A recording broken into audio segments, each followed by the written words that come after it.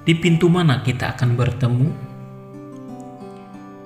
Banyak orang mengira bahwa jodoh hanya bisa datang melalui satu pintu saja. Padahal banyak sekali cara Allah menulis skenario hambanya dalam proses menemukan jodohnya lewat jalan yang tak terduga.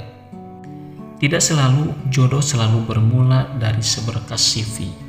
Bisa jadi jodoh kita itu adalah dia yang selama ini ada di lingkaran kita.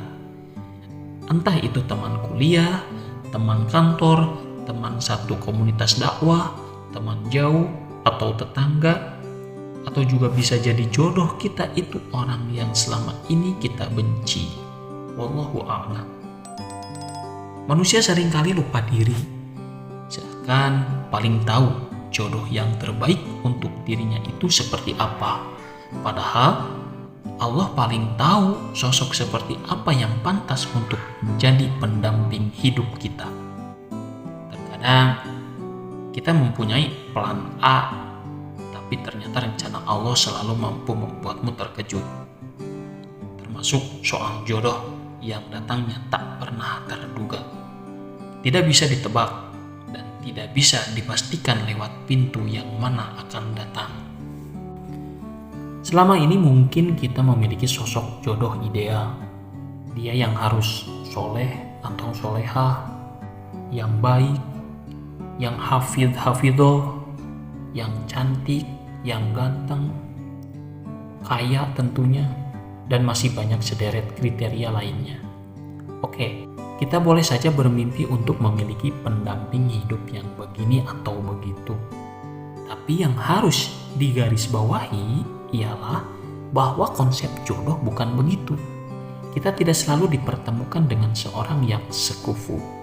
Sebab bisa juga Allah menetapkan seseorang yang bertolak belakang dengan pribadi kita dan sederet kriteria yang selama ini kita hayalkan. Tapi jika Allah menetapkan jodoh seseorang lewat jalan yang ia kehendaki, meski dia tidak sesuai kriteriamu, dia tetap mampu membuat hatimu bergetar dan merasa yakin. Bahkan saat pertemuan pertama, dia bisa saja bukan orang yang selama ini kita dambakan, tapi bisa jadi dia adalah orang yang selalu kita minta dalam setiap doa. Tentang jodoh, kita tidak perlu khawatir akan hidup kesendirian. Di bumi ini, entah di belahan yang mana, pasti jodohmu sudah tercipta. Hanya saja kita sedang dilatih dalam kesabaran. Bisa jadi dirinya masih dalam perjalanan yang panjang untuk segera menemukanmu.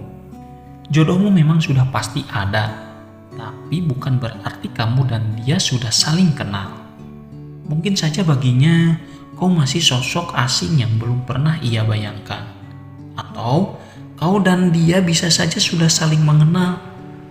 Hanya saja perkenalan itu hanya sebatas teman biasa, sebatas nama saja tanpa mengenal dia lebih jauh.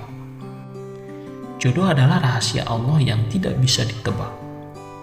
Beragam kisah unik tentang jodoh kerap membuat kita takjub.